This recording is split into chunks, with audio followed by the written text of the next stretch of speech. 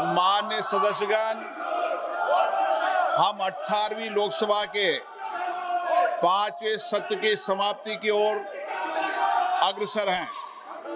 यह सत्र 31 जुलाई 2025 को आरंभ हुआ था। इस सत्र में 14 सरकारी विधेयक पुनर्स्थापित किए गए तथा कुल 12 विधेयक पारित किए गए। दिनांक 28 और 29 जुलाई को ऑपरेशन सिंदूर पर विशेष चर्चा हुई, जिसका समापन माननीय प्रधानमंत्री जी के उत्तर के साथ हुआ। दिनांक 18 अगस्त 2025 को भारत के अंतरिक्ष कार्यक्रम की उपलब्धियों पर विशेष चर्चा प्रारंभ की गई। इस सत्र में कार्यसूची में 419 तारांकित प्रश्न शामिल किए गए थे, किंतु लगातार नियोजित व्यवधान के कारण केवल 55 प्रश्न ही मौखिक उत्तर दिए जा सके। हम सभी ने सत्र के प्रारंभ में तय किया था कि हम इस सत्र में 120 घंटे चर्चा करेंगे। बिजनेस एडवाइजरी कमेटी में भी इस पर सहमति बनी थी, लेकिन लगातार गतिरोध और नियोजित व्यवधान के कारण हम केवल 37 घंटे ही चर्चा कर पाए। माननीय सदस्यगण,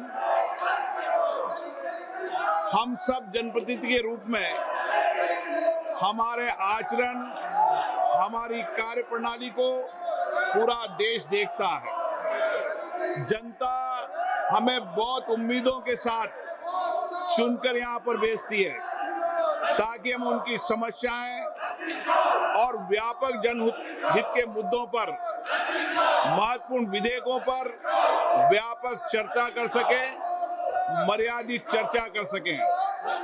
लेकिन पिछले कुछ दिनों से मैं देख रहा हूं कि सदन में सार्थक मर्यादा परंपराओं के अनुरूप चर्चा नहीं हो रही।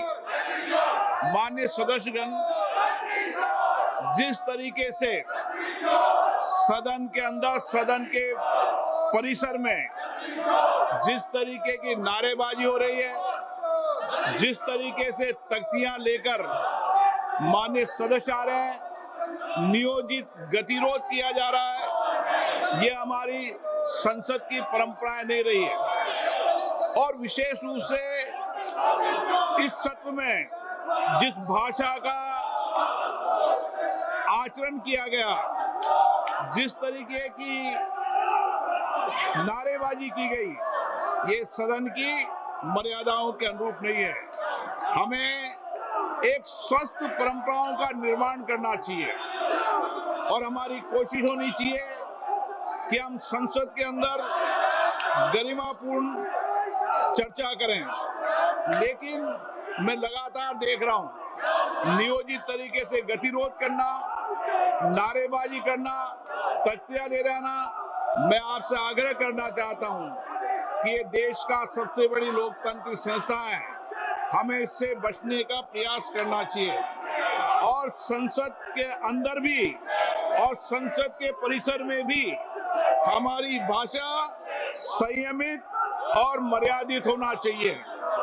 सहमति और असहमति होना लोकतंत्र की स्वाभाविक प्रक्रिया है, किंतु हमारा सामूहिक प्रयास होना चाहिए कि हम सदन की गरिमा को, मर्यादा को और शालीनता को बनाए रखें। माननीय सदस्य, मैंने हर माननीय सदस्य को हमेशा पर्याप्त समय, पर्याप्त अवसर दिया है, लेकिन जिस तरीके का आपका आचरण है, देश आपके आचरण को, आपकी कार्यप्रणाली को देख रहा है। मैं फिर आपसे आग्रह करता हूं कि हमें प्रयास करना चाहिए कि हमारी स्वच्छ लोकतांत्रिक संस्था के अंदर अच्छी परंपराएं, अच्छी प्रॉपर्टियों को हम लागू करें और इसके लिए सामूहिक चिंतन भी करना चाहिए और सभी राजनीतिक दलों को आत्म मंथन भी करना चाहिए ताकि देश की लोकतांत्रिक सोच संस्था की